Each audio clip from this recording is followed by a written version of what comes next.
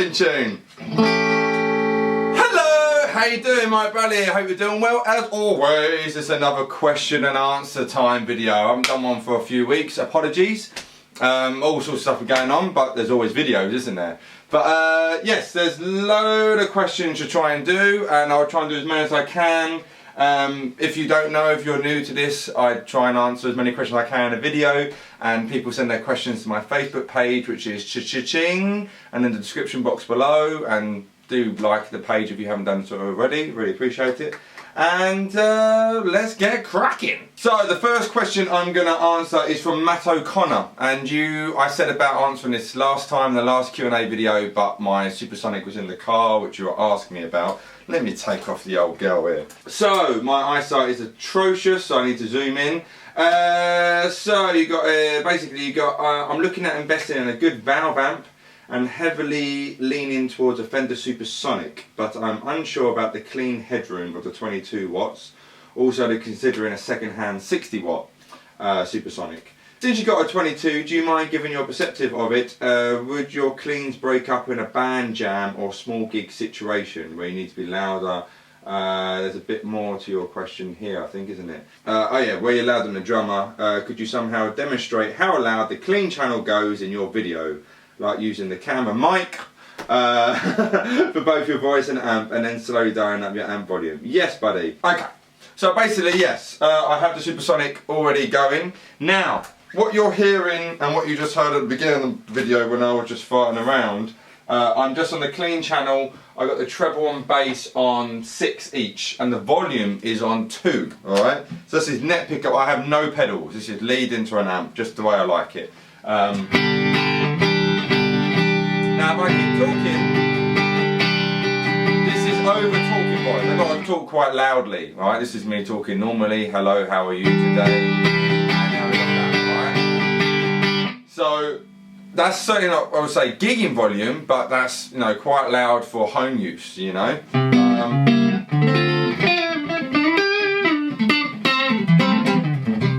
So I just have it over regular speaking volume. That's with my volume on 10.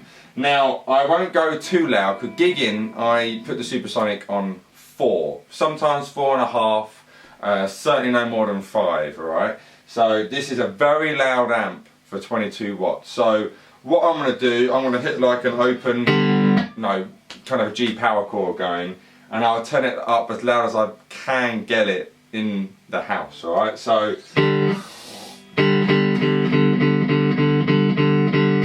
okay, so that's 3. Right.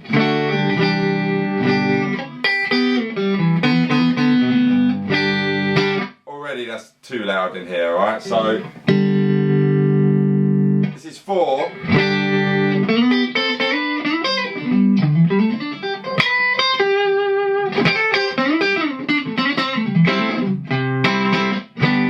going to go to 5 only, alright? I'm not going to go louder than that, but you get the idea, okay? So that's on 5. I'm not going louder than that, it's just too loud. So answer your question, buddy, yeah, the 22 watts, any clean headroom you want, it works fine. I imagine it will start breaking up a little bit on 7 maybe, you know, but they're Fenders, they're known for great clean channels.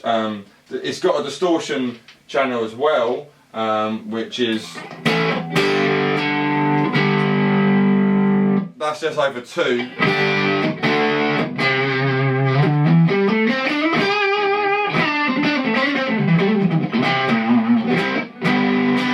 So yeah, I used to always do that on the dirty channel. I used to clean it up on that, but now I've been experimenting with you know, boost pedals and overdrive pedals and whatnot. So this is back to 2 again. Ah, nice. So yes, 22 watts is more than enough for gigging, buddy. Hopefully that helped, mate. I just can't go louder than 5 in this room. Everything's starting to shake. The next question is from Tenno Dog Blue, I believe. Or I can see at the end of here, Dr. Paul, UK, okay. You wrote here, buddy, as always, Mike, I learn from you and I'm very grateful for your help and support. Thank you, buddy, means a lot. I'm very grateful for your support. May I ask, when playing a C minor pentatonic scale, what chords can I use to add spice to my playing? Spice to my solo? Thanks Mike, Dr. Paul UK. Right, Dr. Paul, so C minor is the relative minor to E flat major. Okay, so C minor and E flat have the exact same notes. So the notes in E flat, for example, E flat, F, G, A flat, B flat, C and D. And then we're back to E flat again. And then we got this little formula called major, minor, minor, major, major, minor, diminished. Okay, and what help us get our chord progressions. So in E flat we got E flat major, then we got F minor, then we got G minor, then we got A flat major, then we got B flat major, then we got C minor, then we got D, a form of diminished, and then E flat again. Alright, so that's what is from the E flat major. So if we've got C minor, we can use those same chords, but starting from C minor, you've got C minor, we've got D diminished, we've got E flat major, F minor, G minor, A flat major, B flat major, C, and then C minor again. I can skip my fingers in there. So any of those chords you can do, alright?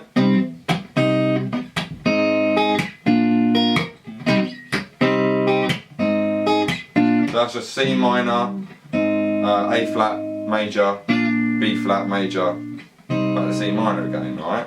But if you want to make it a bit more cooler, you can make them all 7. So you could do C minor 7, which is just a C minor chord, just take your little finger off. And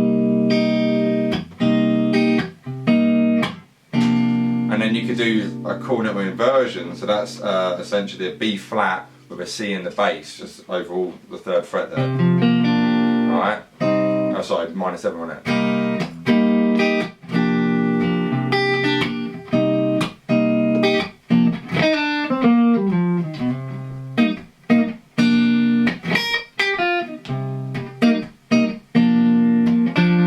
So that's just doing now essentially 2 chords, yeah? C minor 7, and then you got a C over B flat, right? Or B flat over C, as it should be said.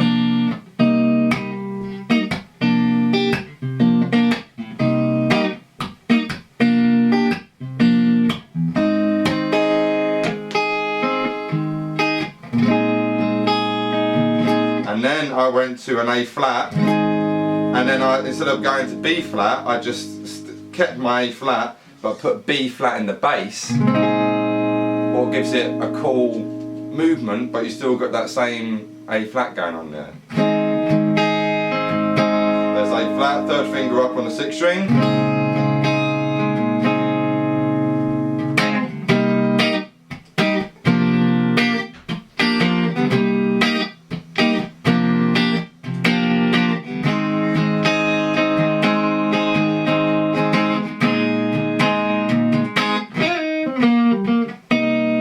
Okay, so that's a cool little idea there, kind of inversions, doing different bass notes over the chord. You've got a B flat chord, don't put B flat in the bass, put C in the bass. You get some cool stuff, and it's all still coming from that C minor scale, or E flat major scale.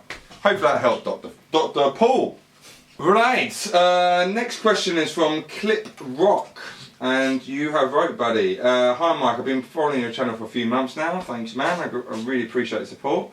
I have problems with my guitar. It's a Mexican Telecaster with custom shop twisted telly pickups in it. I love the sound of the neck pickup, but the bridge pickup is way too trebly and harsh sounding for me. Turning down the tone knob results in a weaker sounding guitar. The treble is cut through the volume and the output becomes lower, which I don't want. I adjusted the height to a minimum, but I'm still not satisfied with the sound. Is there anything else I could try? I don't want to run the amp's treble and presence knob on 1 to 2 because then the neck pickup will sound dull. Would an equaliser pedal be an option? Turn the volume knob down a bit helps. So I also thought of winding the volume knob only to the bridge pickup. Now, right, basically, I'm, you know, a black and white kind of guy, you know, so if there's a guitar and you've got to really you're trying to find a good sound out of it by changing pickups, you're still not happy, and changing this, that and the other, the guitar isn't for you, personally, you know, like, you know, I've never had a guitar where I've got to keep changing things to try and get the sound out of it, alright? So, yeah, so you like the neck pickup, but the bridge pickup is too trebly for you. So, you haven't said, oh, custom shop twisted teddy pickups. So firstly, try and get, you know, if you want to keep the guitar and everything like that, you know, get a bridge pickup which isn't as hot sounding, no, pickup, you know. I don't know much about the twisted teddy. I mean, in my Telecaster, I've got the Seymour Duncan Anikino Pro 2 pickups, in both neck and bridge positions. So you can try that. But you know, personally, if you've got to keep changing things on the guitar and going with the amp and changing things about, you know, it might not be a guitar for you. So you know, that's why I always advise when buying a guitar, you know, play the guitar first in a shop, you know, and don't play it through a $4 amp, you know, play it through ideally the amp you have at home, and then you got a good idea what it's going to be like. You know, don't buy necessarily a guitar online if you can help it. You want to kind of try them before. So personally, mate, if the guitar's not, you know, if you've got to keep beating the thing to try and get something good out of it, you know, by changing things about all the time, I'll maybe look into getting another guitar. So that's my 2 cents, buddy. So, but if you're going to keep it, you know, Seymour Duncan Anikino Pro pickups are what I've got in my Telecaster, and I'm really happy with them. So give them a go, buddy. But hopefully that helps, man. And let me know how you get on with it. The next question is from Sem Van Riet. And it's another amp question. A lot of amp questions I get here. Hi Mike, I've got a question for your next Q&A video, and I'm going to answer it for you now. So next year I'm going to live in an apartment together with a roommate. I can't take my current amp with me because it's a valve. Because it's valve that doesn't have headphone input, got ya. Which amplifier would you recommend me? It doesn't need to be big, so nothing expensive, and I mainly want to get my sound with my small pedal board. So to say things short, a practice amp that does work well with pedals and has headphone input. Another amp question I know. Right, there's not, to my knowledge, not many good valve amps with headphone sockets as far as I'm aware. So I know I've said this before, but I've got a little Vox AC4 which I use at home, and it's not very loud. You can knock it down to 1/4 watt. And it's a great little amp. I've said it many times, sorry for repeating myself. And I also, and I apologise, I haven't got it here, I'll try and insert a photo now of a little amp Vox plug-in thing. I'm not endorsed by Vox at all, but you can just plug it in and put your headphones to it and listen that way. Of course that's not going to work for your pedal board, but I think you'll be hard pushed to find a good valve amp which has headphone in. I think some Marshall amps do, but that's not necessarily a valve. I expect there'd be a valve, solid state type of amp. So yeah, the AC4, which I've recommended before, but I'll put in a picture now as well of this little Vox plug-in thing I've got, which is cool and very good for practicing, and you can put your headphones in and get that kind of stuff. So hopefully that helps, buddy. Next question from Lucas. Hey Mike. Hey Lucas, I was just wondering if you had any tips on figuring out the key of a song. Really seeming to struggle with it. Everything seems like a whole new language to me. Haha. Love your videos. Thank you for the great uploads. Cheers. And thank you for the great support, Lucas. Yes, I do have some tips. I remember struggling with this kind of stuff a lot when I was younger. You know, I'd go to my guitar teacher, and if I wanted to learn a song, they'd say bring a tape in. Remember those things called tapes? And he would just listen to the song and boom, he'll be able to play it, alright? So what really helps me, and I still use a lot, is listening to the bass notes of a song, alright? So, and to what the bass player is playing. So say, for example, okay, that's Live on a Prayer, I'm kind of doing that,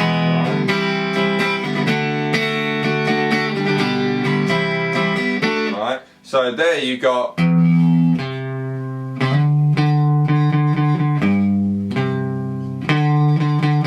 That's what the bass player would be doing, alright? So you want to... Okay, so what I just did there, if you can sing the notes as well, even better. So if you can do... I was out by a semitone there. So there I was playing a C sharp, right? But if you can hum those notes, then that way you can kind of find it, okay? So you think, oh, okay, it's a root of E. And then you think to yourself, well, is it happy or sad?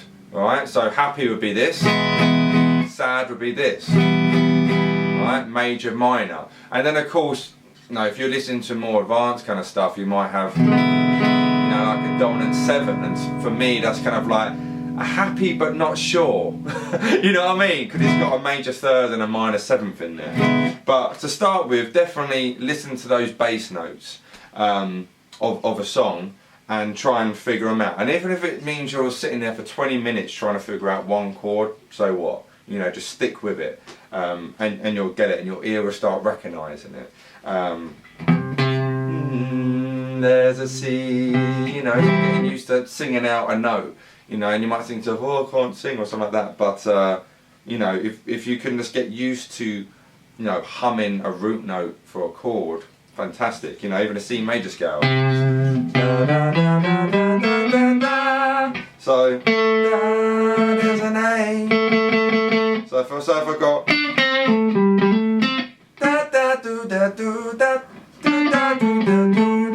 you know, be able to sing that and hum that and then try and find so we've got and that way you can just keep singing that note until you find the note, alright? So getting used to singing that note and listening to the bass notes. And then from there, when you've got the bass note, you've got the root of the chord. Is it happy? Is it sad? And kind of take it from there. So that's what I did to very much start off, and then you kind of take it from there and your ear will start to develop. So hopefully that helps, Lucas. I have 2 questions here from Mitch Wagner. So the first one you got, for your next Q&A, what kind of Les Paul do you have and how is it set up? I'm considering buying one soon. By the way, I was a God's comb on YouTube, really. Big fan of yours. Cheers from California. Oh, hello, mate. Thanks for being a fan. That's weird to say. But first of all, so my Les Paul, one sec. So, this is my Les Paul. It's a 2002 Les Paul Standard, which I got in November 2003. I've got a whole video dedicated completely to this guitar, which I'll put in a card popping up now. Also, I did a guitar tour recently talking about all my guitars. But yeah, it's a Les Paul Standard. I've got it set up. All my guitars kind of have a medium action. I don't like low action at all because I like to bend. And if it's too low, I can't bend very well. So I have quite a medium action. And on my Les Paul, and on my Gibson guitars in general, I have 11 gauge strings because I have 10 gauge on my Fender type guitars. Because the Gibson has a shorter scale length, putting 10s on here just feel too skinny for me. So I put 11s on. And that's my Les Paul. Like I said, I got a whole video dedicated to this, so by all means check it out. But she's finished in nitro cellulose, which I think is the best finish for a guitar. Could have aged better, and they do start to sound better as they get older. And I really need to clean this neck, it's disgusting. And your other question you asked, for your next Q&A, have you ever tried an Astra? If so, what's your opinion on? I don't think I have, to be honest with you. An Astra, not to my knowledge. I don't think I've played an Astra yet. If anybody has an Astra and they want me to play it, send it in to me. But yeah, so I haven't yet, so I can't answer that properly. Next question is my friend Bertrand Dugas. Hopefully I pronounced your surname right, buddy. Bonjour Mike, bonjour Bertrand. Je suis fatigué, je vais jouer au foot. I think you've probably done it before in a video, but could you explain the difference between gain, distortion, overdrive effect? Mate, I think I replied before to you on a private message, I can't remember, but I'm going to do a whole video dedicated to that, because I think it's really cool to talk about that. So I'm going to try and film it this week, if not next week, and I'll do a whole video on gain, distortion and overdrive and what's the difference and why they sound different and why they have a different name. So yeah, look out for that very soon, but I love that suggestion for a video, mate. Next question is from Danny Yee. Hello, you make great videos. Thank you, my friend. I was wondering if you can explain how playing over chord changes work, especially when the chord changes are rather fast. Okay, so playing over chord changes. Basically, you know, you can do many things, can't you? So you've got your kind of all that kind of stuff what jazzers do. But I think what you're referring to, well, there's many ways you can look at it. I mean, if I was in a bluesy thing, okay, bluesy thing, alright?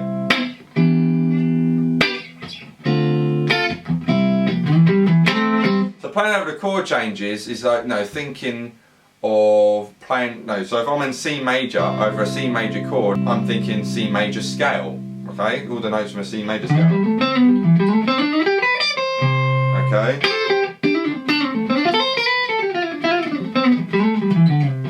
They all work over a C major chord, all those notes.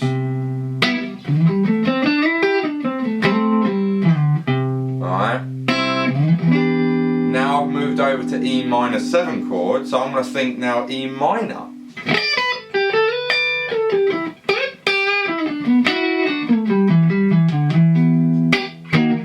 To D minor.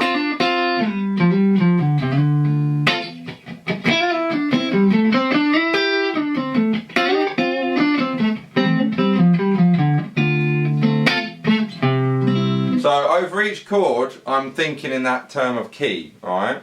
And then you've got, and also highlighting the notes from that chord.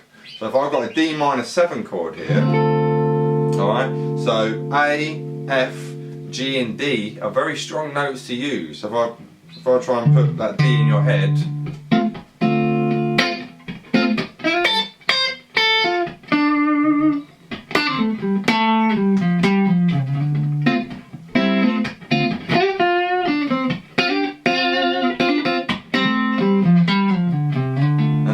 G7.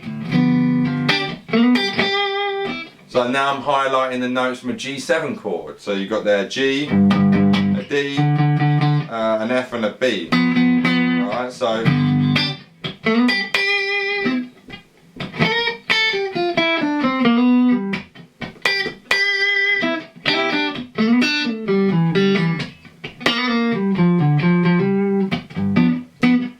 C major.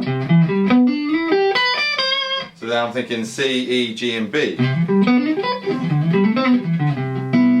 So, and if you find it hard going fast, don't go fast. You know, go slowly. So if you, I haven't got my loop pedal set up unfortunately, but okay, so there's my chords, alright?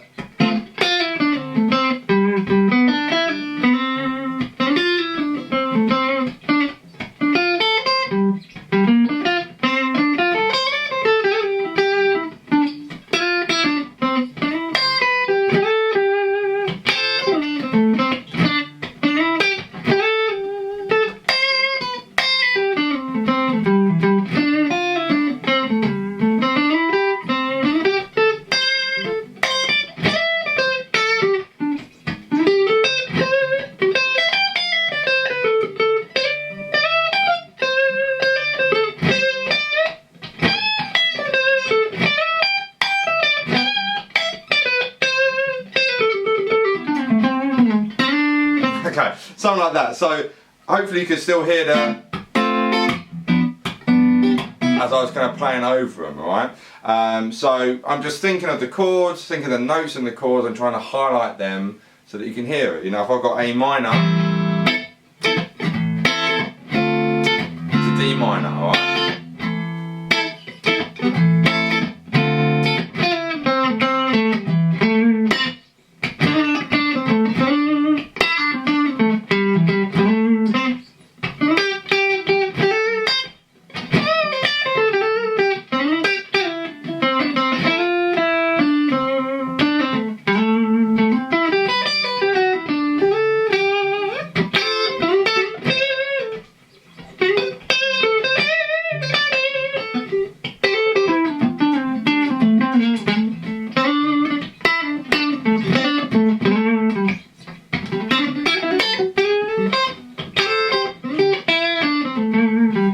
Etc. Alright, so hopefully they could hear a highlighting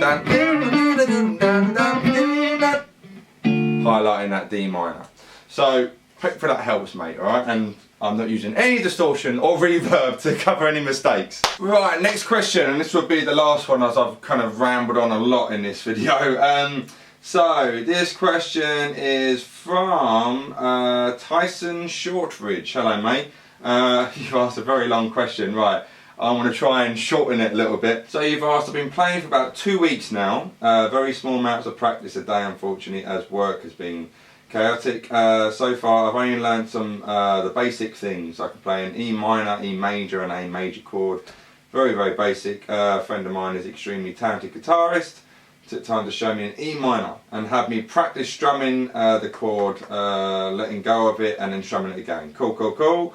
I've tried to go back from E major to A major and back, and while I can find the frets and get my fingers where they need to be, when I think about it, I can't do it in any sense of time at all.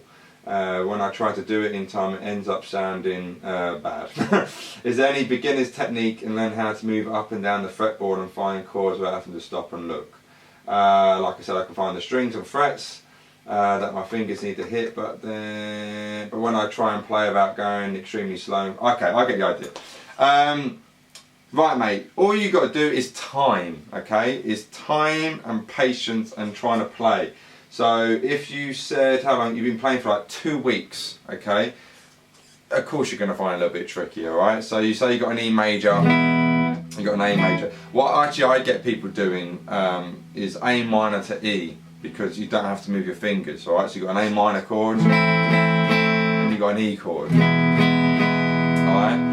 So just get used to just doing, you know, 4 strums on each chord, and and ideally letting each strum ring out the same amount of time, alright? So that's your beats, you get 1, 2, 3, 4, 1, 2, 3, 4, alright? If this is too fast for you, slow down, you know what I mean? Don't try and go faster than what you're capable of able to do, alright? So if you need to, so be it, alright? So get used to that, and then when you got that down, start doing like down, down, down, up, down, up. Try doing that. So down, down, down, up, down, up, down, down, down, up, down, up, etc. Okay?